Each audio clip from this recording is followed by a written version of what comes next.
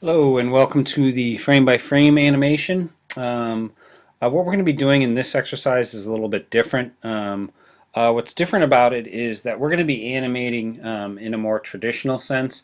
That traditional sense is commonly sort of referred to as frame by frame animation.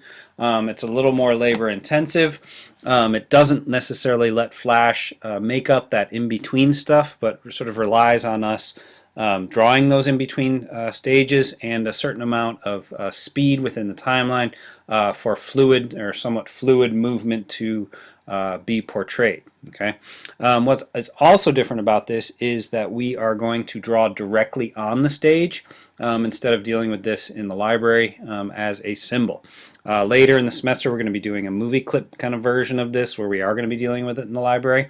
But for this, we are going to be sort of drawing directly on the stage. Okay. So I did steps 1 through 3, created a Flash document. It says choose the brush tool.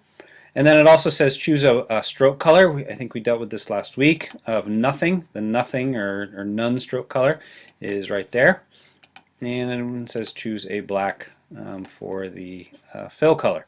Number 6, it says choose a mid-size brush that's going to live.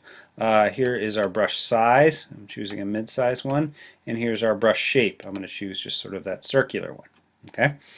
Now, on step 7, and this is sort of setting up how this animation is going to go, it says draw a stick figure face and torso directly on the stage while leaving room for arms and legs. Okay, so what I'm going to do here is I'm going to draw a very basic and happy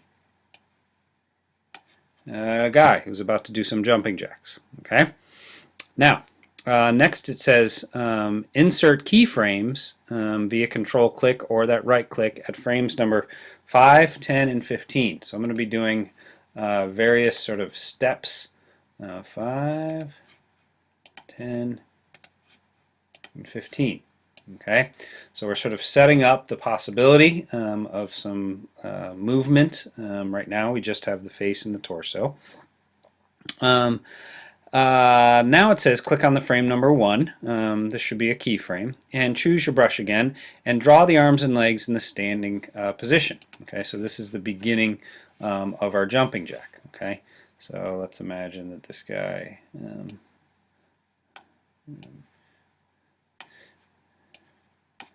and he's just hanging out. All right.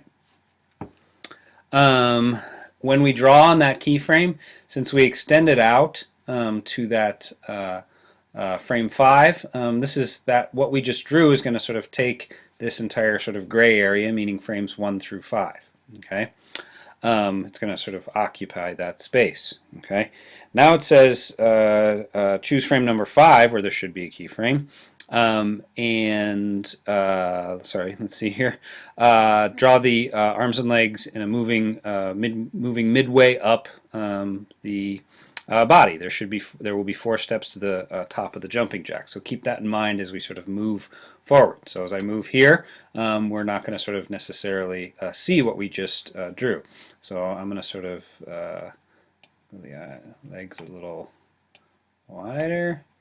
Arms start to go up. If you not sure, remember you can always sort of go back to that original one you drew. It now says repeat for keyframes 10 and 15 with frame 15 ending with the arms above the head and legs outstretched. So I'm going to sort of quickly move to here. We'll go almost all the way up. And again, this isn't perfect, but I can check. So, and the last one, I'll even sort of a little 3D going behind the head. Okay. His arms kind of grew there at the end. That's fine. Now it says go to frame 20. And control click and insert a blank keyframe. This is very key. If we think about a jumping jack, we're going to go up, and then why not, back to my sort of idea of efficiency, use what we've drawn on the frames that we've already drawn to sort of be the way down. So I'm going to click here and I'm going to insert a blank keyframe. What this is going to do is it's going to insert a keyframe, but it's going to sort of clear whatever sort of content is in there, because I want to go back and copy some of the other stuff. So it says go to step 15 says click on frame 10. I'm going to do an edit, select all. It's going to select this sort of stage of the jumping jack, and copy. So I choose to edit, select all, and copy. It says go to frame 20, and this is going to appear blank.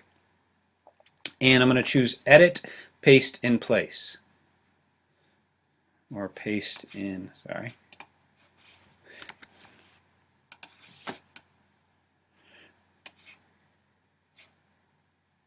Whoops, I didn't copy. Hold on. Edit, copy. And edit, paste in place. I just forgot to copy there. So now you can see we go up, we go up, we go up, and then we're going to start to go down here. We need to make sure we make enough room for the timing of everything in order to make this jumping jack seem somewhat fluid. So I'm going to space this out in a similar fashion that I sort of spaced it on the way up. So now I'm going to go to frame 25. I'm going to put a blank keyframe. Okay. I'm going to go to frame 5. I'm going to select all.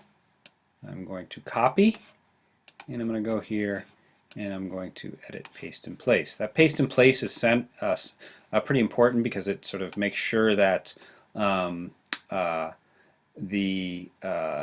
guy sort of goes down onto the same spot of which we sort of copied him from.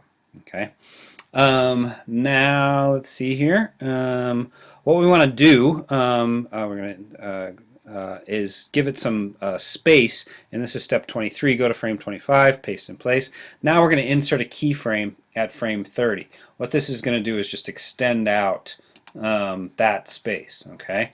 We are going back to the beginning. We should know at this point that Flash wants to always go back and repeat what it just saw. So it's actually going to go back to the sort of down state. So it's easier to see when we test the movie. So I'm going to save this, and I'm going to test the movie.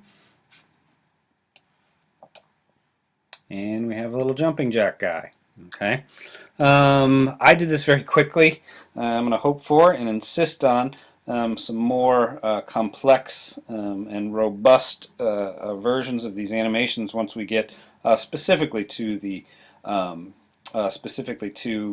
projects. You'll note, and you should sort of make sense, that the sort of more steps we have in a movement like that, the more accurate or sort of fluid something like that is going to look once we get to again, working with the projects.